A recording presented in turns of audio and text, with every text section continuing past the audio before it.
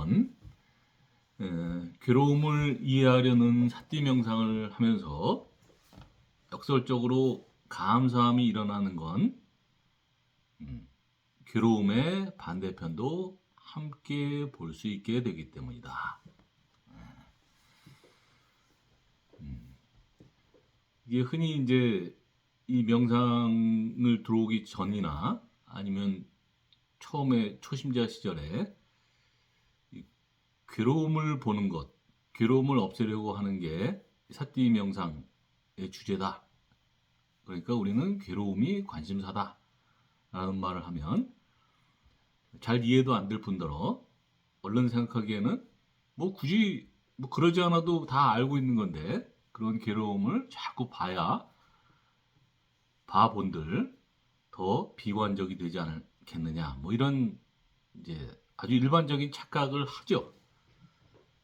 너무나 당연한 착각인데 실제로 명상 사띠 명상을 해보면 괴로움에 대한 이해도도 높아지는 그만큼 생활에 대한 감사함이 일어나서 또 행복감이 또 그만큼 일어나요.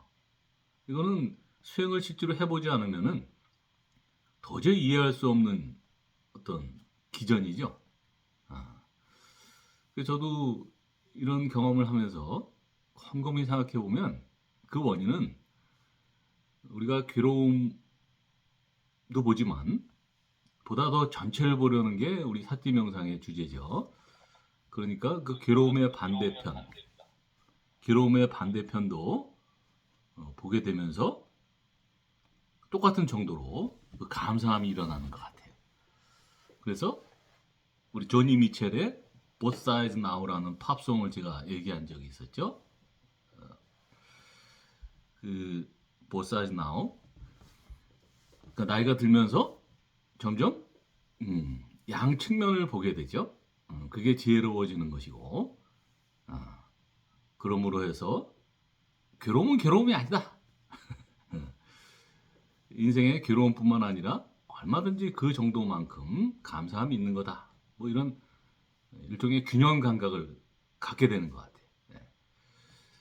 2번 삿띠를 하면서 대상이 잘 잡히지 않을 때, 잘 포착이 안 될 때가 있죠. 여러 가지 원인이 있죠.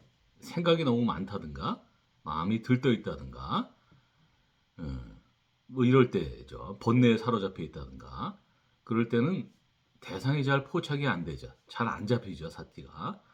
그럴 때는 일부러 그 대상이나 느낌, 감정에 이름을 붙여보는 거예요.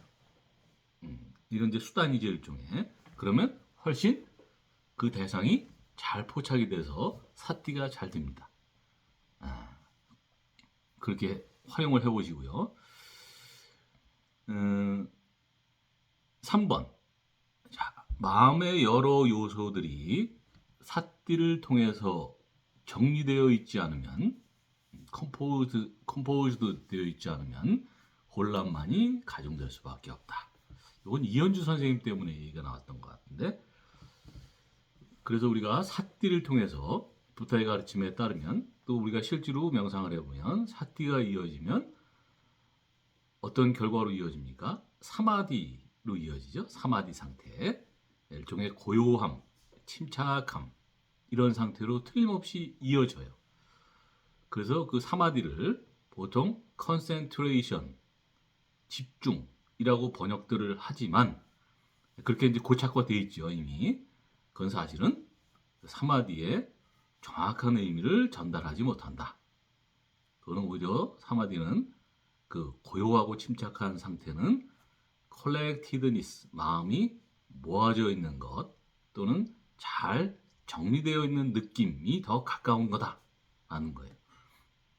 그래서 삿띠를 통해서 마음이 이렇게 정리되어 가면, 그러니까 물리학적으로는 엔트로피가 낮아지는 거죠.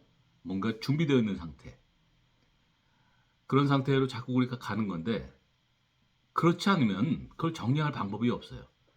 계속 그 반대로 가서 사마디의 반대쪽, 무질서한 상태가 돼서는 그쪽으로 가면은 생활에 혼란만이 가중될 수밖에 없습니다. 신혜원 선생님도 어서 오십시오. 네. 4번 명상의 길을 가면서 뭔가를 자꾸 넘어서는 느낌이 들어야 발전하는 것이다. 이거는 김준환 선생님 때문에 나왔던 얘기 같은데 명상의 길이라고 하는 건 누가 뭐래도 혼자 가는 길이죠. 혼자 가는 길이라는 게 여러 가지 의미가 있을 텐데 그 말에서 누구는 외로움을 느낄 수도 있을 테고 누구는 자유로움을 느낄 수도 있을 테죠. 그러나 분명한 건 명상은 혼자 가는 거죠. 따로 똑같이죠. 같이 가지만 따로 가는 길이죠.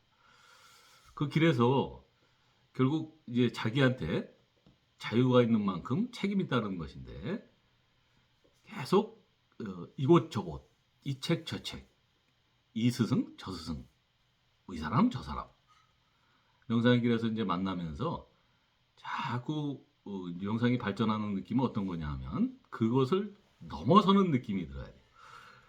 처음에는 어떤 만나는 스승, 사람, 책 이 전부인 것처럼 느껴지지만 어느 순간 명상이 발전하면서 그 너머의 것들을 보게 되고 그 한계를 보게 되고 이런 느낌이 들죠. 그러면서 발전하게 되는 겁니다. 이은주 선생님도 어서 오십시오. 잘 지셨습니까?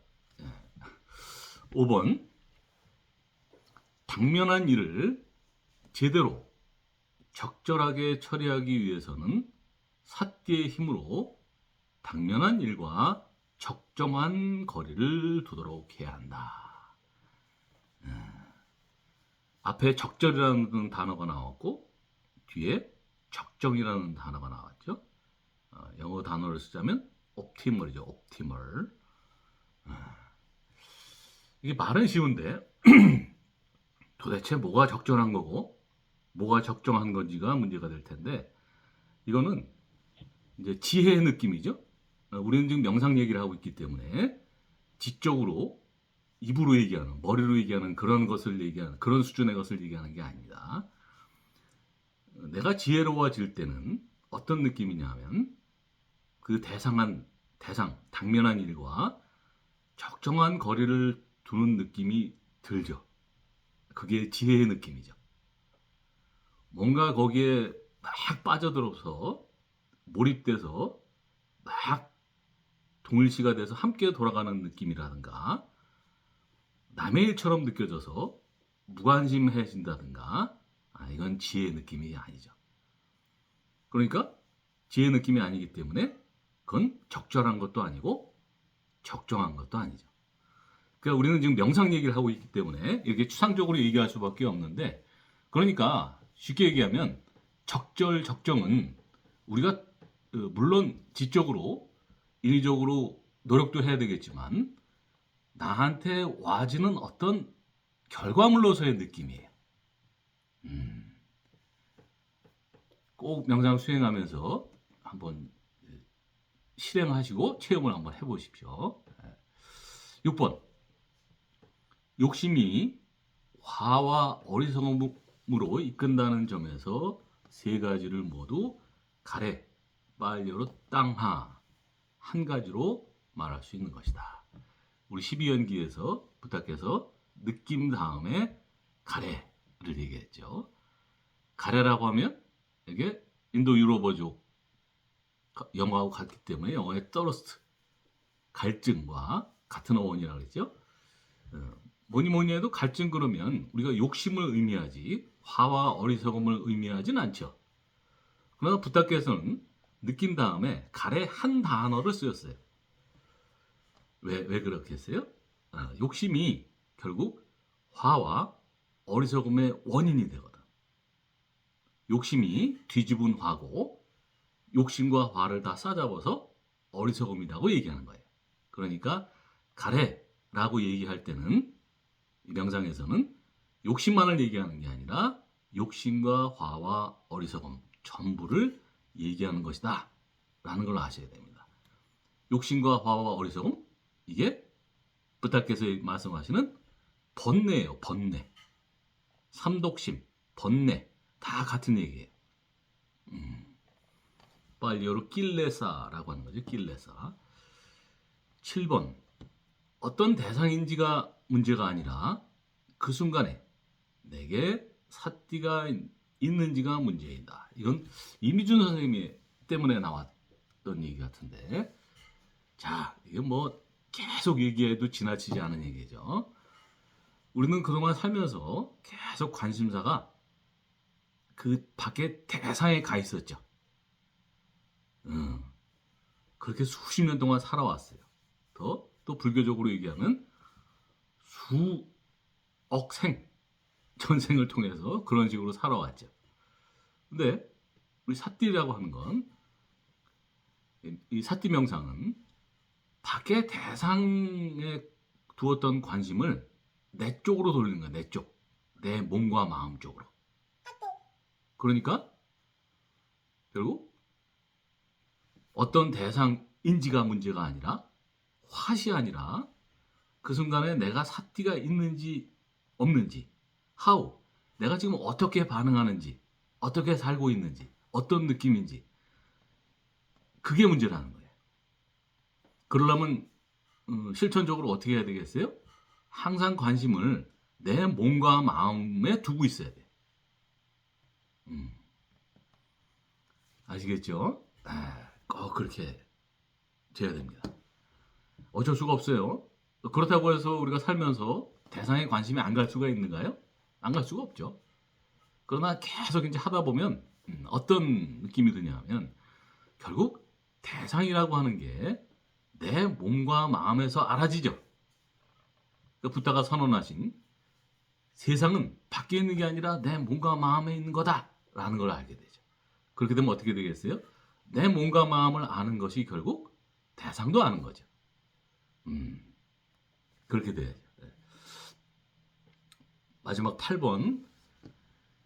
내 마음에서 화가 일어날 때 화를 없애는 게 목표가 아니라 화가 일어난다는 걸 있는 그대로 알고 있는 것이 목표가 되어야 한다. 화가 일어날 때 화를 없애는 것, 뭐 그나마 그런 노력을 하는 건 아주 칭찬받을 일이죠. 이건 아마 이미준 선생님 때문에 얘기가 나왔던 것 같은데, 그 마트에서 짐 실으시다가 뒷차가 빵빵거린다는 그 얘기 때문에 나왔던 것 같은데, 명상가는 화가 일어날 때 화를 없애려고 억누르는 그런 목표가 아니라, 화가 일어날 때 화가 일어나고 있다는 걸 아는 것, 거기까지.